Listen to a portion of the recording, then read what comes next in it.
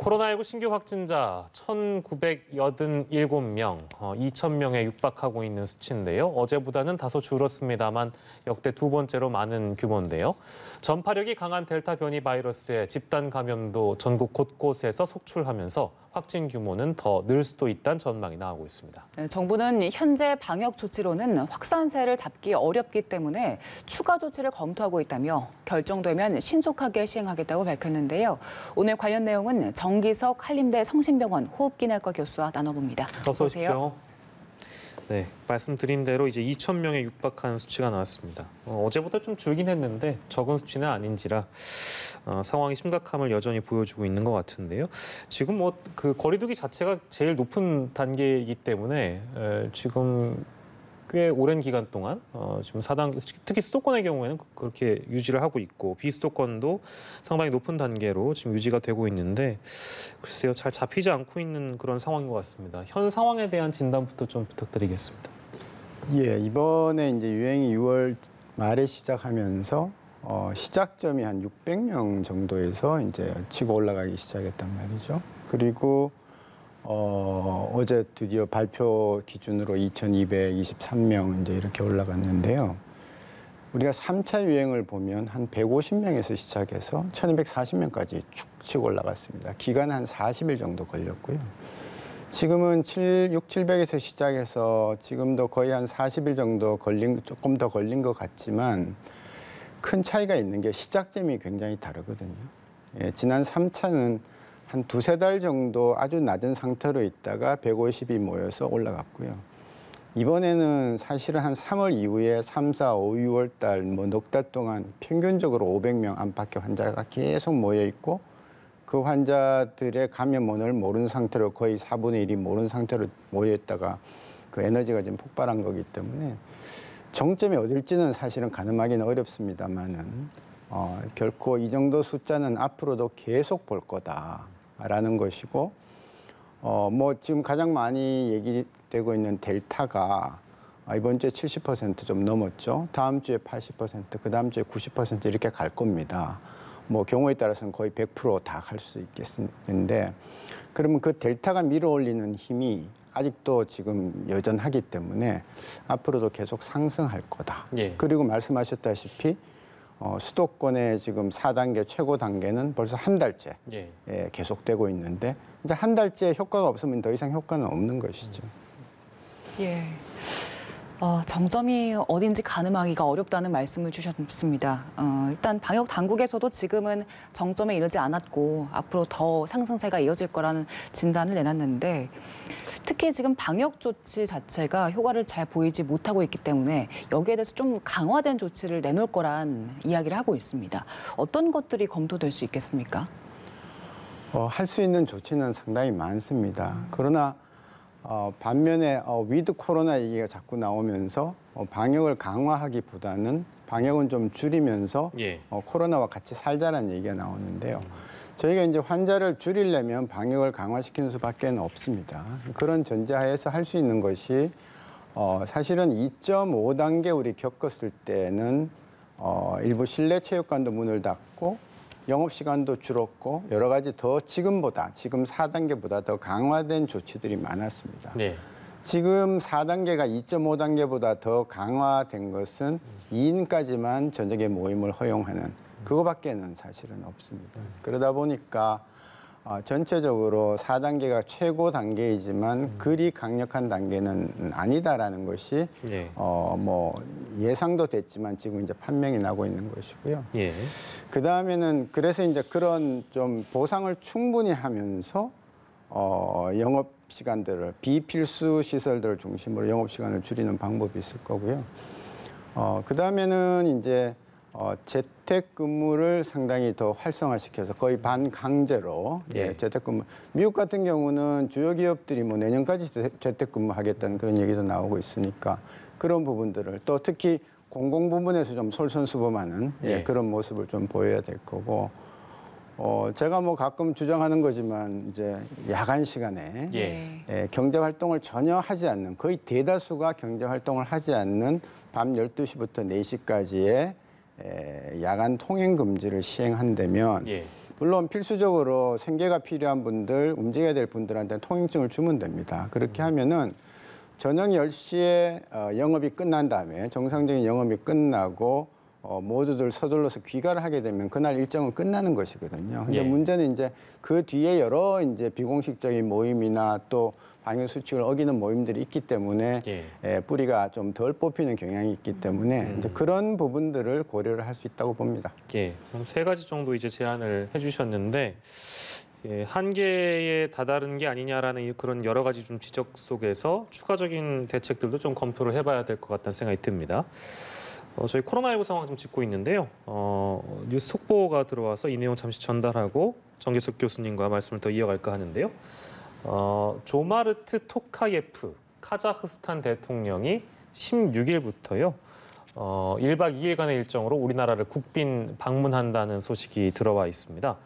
박경미 청와대 대변인이 조금 전에 브리핑을 통해서 이렇게 밝혔다고 하는데요. 이번 방안이 의미가 있는 것은 국내 코로나19 발생 이후에 해외 정상의 첫 한국 방문이라서 특별한 의미가 있지 않을까 그런 생각이 또 듭니다. 네, 그리고 토카예프 대통령 방한과 함께 카자흐스탄에 안치돼 있던 홍범도 장군의 유해도 오는 15일에 국내로 봉환이 됩니다. 홍범도 장군의 유해 봉환은 지난 2019년 문재인 대통령의 카자흐스탄 국빈 방문 때 합의가 됐지만 코로나19로 미뤄져 왔다가 오는 15일에 진행이 됩니다. 예, 국빈 방문, 카자흐스탄 대통령의 국빈 방문 소식 저희가 속보로 전해드렸습니다. 코로나19 상황 정기석 한림대 성심병원 호흡기내과 교수와 함께 짚고 있는데요. 비필수 시설의 영업시간 제한이라든지 공공기관에서부터 어떤 재택근무를 좀 더 활성화한다는 방안, 그리고 활동이 거의 이제 없을 만한 그런 이제 그 야간 시간대에 어느 정도 제한을 좀 두는 그런 방침들 충분히 할 수 있을 거라는 생각이 드는데요.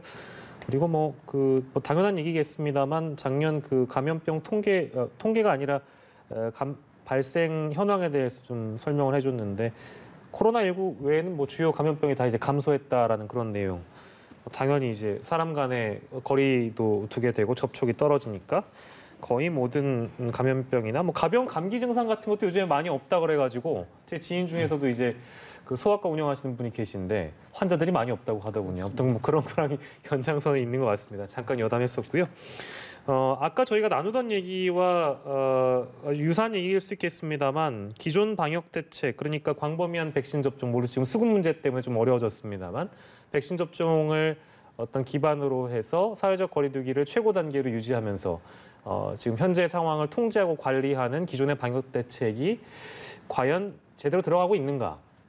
이제 그게 이제 한계에 다다랐다는 지적이 많이 나오다 보니까 이제 이런 보도도 있었던 것 같아요. 이제 방역 당국이 부인을 하긴 했습니다만 확진자 수가 아니라 중증 환자나 사망자 수 기준의 새로운 방역 체계를 검토하고 있다. 그러니까 이 얘기는 저희가 매일 이렇게 브리핑하는 국가는 사실 대한민국을 제외하고 많이 없다면서요. 근데 이제 이런 게 아니라 사망자 수, 중증 환자를 기준으로 방역 체계를 새로 검토한다. 이런 보도가 있었는데 이걸 부인했습니다. 글쎄요, 이제 추후에 어떤 지점에 방점을 두고 방역 체계를 세워야 되는지 근본적인 검토가 필요하다는 지적이 계속 나오다 보니까 이제 이런 보도도 일부 보도도 있고 또 부인하는 일까지 있었던 것 같습니다. 정기석 교수께서는 어떻게 보셨습니까?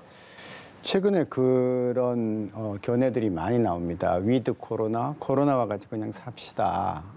이렇게까지 계속 거리두기를 해야 되고 사회를 멈추고 경제가 안 돌아가게 해야 되느냐라는 얘기가 나옵니다. 맞습니다. 언젠가는 그렇게 가야 합니다. 오늘 정부가 일단은 아니다라고 이제 부인은 했지만 자꾸 얘기가 나온다는 것은 어디에선가 계속 이제 그런 자극이 있다는 얘기거든요. 근데 저는 아직까지는 아니라고 봅니다. 왜냐하면 위중증 환자 관리하고 사망 환자 관리는 그전부터 늘 해왔고요. 확진자와 위중증 환자가 따로 가는 게 아닙니다. 그 어느 특별한 사람이 물론 가긴 하지만 항상 비율이 있어 왔습니다. 지난해에는 우리가 100명이 환자가 발생하면 4명이 위중증 가고 그중에 절반이 돌아가셨어요. 4%의 위중증 이행률에 2%의 사망률이었습니다. 지금은 많이 줄었습니다. 지난 7월 달에 지금 델타가 한창 올라갈 때이긴 하지만 7월 달 통계는 위중증 이행률이 그래도 3%입니다. 물론 지난 봄에는 한 2% 가까이 떨어졌습니다. 근데 이제 델타가 섞이고 환자가 많다 보니까 조금 더 올라가서 3%인데요. 100명 중에 3명이 가는 겁니다. 그러면 위중증 환자만 보겠다고 뭐 그런 치료나 또 관리나 이런 데 집중을 하면서 전체 환자를 보고 있지 않으면 위중증 환자는 전체 환자에서 나오는 것이지 따로 가는 게 아니거든요. 예를 들어서 그걸 보고 있다가 지금 환자가 2,000명 안팎인데 3,000명, 4,000명이 되면 일정 비율로 위중증이 생깁니다. 3,000명이면 3%면 90명이 생기는 거죠. 매일 90명의 환자가 생기는 것이고요. 그중에 10분의 1인 9명의 환자가 돌아가시게 됩니다. 지금까지는. 예. 근데 당분간 그 추세를 우리가 바꿀 방법이 없습니다. 치료제가 있습니까? 백신이 지금 갑자기 더 많이 들어오겠습니까? 거리 두기가 더 완화될 거죠. 이제 예. 위드 코로나 하면은 같이 예. 살자니까. 그러면 완화될 상태에서 좋아질 지표가 하나도 없는 것입니다. 그러면 지금까지 잘해왔던 우리나라의 방역이 매일매일 한 9명 정도의 중환자를 발생시키면서 그중에 9명이 매일 언젠가는 돌아가시거든요. 매일매일 돌아가시는 걸 계속 보는데 우리 국민들이 동의를 하겠느냐. 조금 더 방역을 조이면 아까 방대본 브리핑에서 방역 조이고 잘하겠습니다 그랬는데 조이면 9명 돌아가실 게 2명 정도로 줄을 수가 있단 말이죠. 네. 그래서 그거를 계속 그쪽으로 갈 것이냐 아니면 어느 정도 희생이 있더라도 그냥 경제와 사회를 활성화시키는 쪽으로 갈 것이냐라는 그런 어떻게 보면 약간 그 정책의 문제, 철학의 문제 이런 문제에 사실은 지금 우리가 봉착해 있다고 보는 겁니다. 네, 알겠습니다. 언젠가는 가야 되겠지만 지금은 아니란 말씀을 주셨고요. 백신 관련해서 짚어보려고 하는데요. 최근 백신 수급에 문제가 조금씩 생기고 있는데 그런데 잔여 백신 앱을 보면 아스트라제네카 백신은 상당히 여유가 있는 상황이에요. 물론 50세 이상에게만 접종하도록 한 방침 때문도 있겠지만 일부 국민들이 이제 아스트라제네카보다는 모더나나 화이자 백신에 대한 선호도, 신뢰도가 높기 때문에 이런 현상이 일어나고 있다. 이른바 뭐 백신 편식 이렇게도 얘기를 하는데 이 현상에 대해서는 교수님께서 어떻게 보고 계십니까? 그 각 개인마다 자기 자신을 위해서 최대한의 정보를 활용해서 판단하는 것을 우리가 맞다 틀리다 할 수는 없습니다. 예, 다만 저도 이제 아스트라제네카를 2번 맞고 그래도 지금 이제 뿌듯해하고 있는 그런 입장에서 예. 이제 나라에서 50세 이상은 다 맞으라 이제 괜찮다고 했으니까 해당되는 분들은 그 백신을 지금 맞으시는 게 좋습니다. 물론 델타에 대해서 그 2차 접종 후에 증상이 있는 델타 그 감염을 막는 데는 아스트라가 조금 떨어진다고 통계가 나왔습니다만은 예. 중증으로 가는 입원하는 델타는 아스트라든 화이자든 똑같이 90% 이상 막아줍니다. 예. 그러면 된 거 아니겠습니까? 예. 지금 우리가 백신이 너무 많아가지고 고를 수 있을 처지면은 뭐 조금 뒤에 미뤄도 좋지만 지금 아직까지도 백신이 좀 부족하기 때문에 예.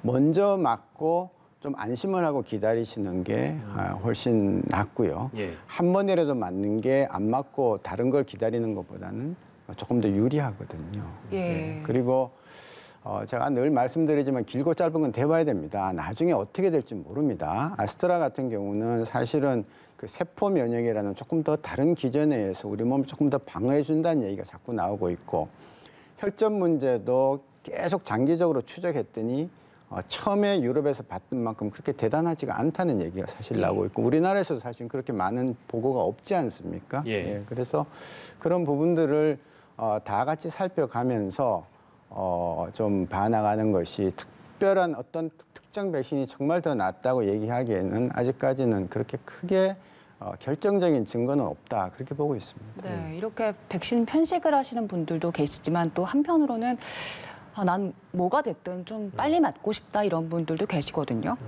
근데 지금 50세 이상에게만 접종을 하게 돼 있기 때문에 50세 이하인 분들이지만 아스트라제네카를 맞고 싶은 분들도 계실 수 있잖아요.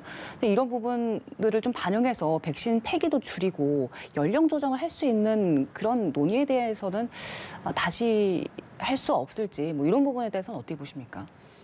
그 부분은 사실은 논의가 한 차례 쭉 있었기 때문에 예. 저는 50세 이하에 제한하는 것에 동의를 하는 편이었습니다. 예. 그렇게 됐기 때문에 물론 그 50세 이하 중에서도 자기가 꼭 맞아야 되겠다. 그리고 자녀 백신이 있다 그러면 말릴 필요는 없습니다. 왜냐하면 조금 더 자세히 들어가면 40대까지의 여성에서 훨씬 더 많은 걸로 돼 있기 때문에 예를 들어 40대 남성이 맞겠다 그러면 저는 뭐 맞을 수 있다고 생각을 합니다. 그리고 사실은 얀센 백신도 아스트라와 같은 종류의 백신이고 혈전이 나온데도 불구하고 많은 우리 예비군 민방위 남성들이 맞지 않았었습니까? 예. 그래서 그런 것들을 보면 조금 여유는 있대.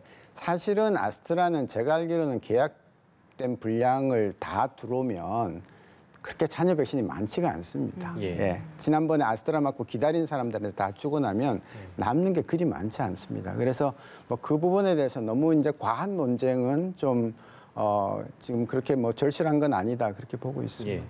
아스트라제네카가 소위 없어서 못 맞던 시절에 그 예약을 전화로 예약을 하던가 이제 막 SNS를 통해서 자녀 백신을 어떤 그런 시절에 아스트라제네카를 맞은 사람이거든요, 저는. 근데 이제 지금에 되면 이제 저는 이제 또 화이자로 2차를 기다리고 있는 상황이기 때문에 이게 50세 이상으로 이제 아스트라제네카를 딱 기준을 잡아버리니까 2차로 아스트라제네카를 맞고 싶어도 이제 못 맞는 상황, 이제 그런 상황에 놓인 분들이 적지 않을 것 같습니다.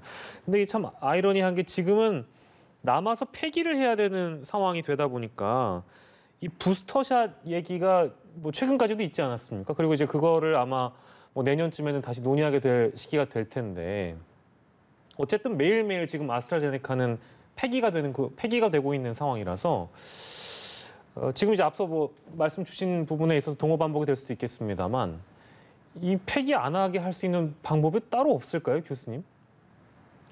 몇 가지 방법은 있을 수 있겠죠. 그래서 지금 기다리고 있는 분들 중에서 사실은 10일치보다 조금 빨리 땡겨서 맞는 방법도 있습니다. 10주부터는 괜찮으니까요. 조금 땡겨서 맞는 방법이 있고 우리가 이스라엘하고 백신 수합을 했듯이 우리도 다른 나라하고 아스트라제네카로 백신 수합을 하면서 좀 기다려보는 다른 백신에 대해서 좀 기다려보는 그런 방법도 아니면 차라리 우리가 코백스에다가 기증을 해서 또 선진국가로서의 뭐 체면을 차리는 그런 방법도 있을 거라고 봅니다. 그리고 모더나 관련해서 짚어볼 텐데요. 지금 공급 차질이 빚어진 상황이잖아요.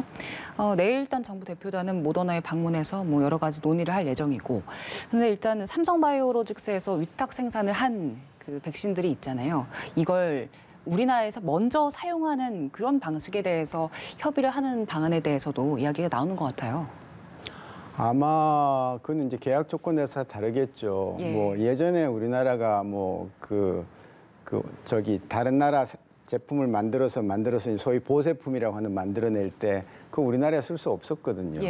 마찬가지로 이것도 마찬가지일 겁니다. 더군다나 모더나가 전 세계적으로 물량 부족에 시달리고 있는 마당에 우리가 만들었다고 해서 우리나라에 먼저 주라는 그런 계약을 처음에는 하지 않았을 겁니다. 근데 다행히 이제 다행이 아니라 최근에 모더나가 그 이제 약속을 못 지킴으로 해서 뭐 지금 2차관이 미국 방문한다니까 그때 가서 좀 적극적으로 따지면서 그러면 한국서 생산한 물량만이라도 우리한테 먼저 좀 우선권을 주라라고 그렇게 좀 협상을 하고 오면 우리로서는 참 다행이 아니겠나 그렇게 봅니다.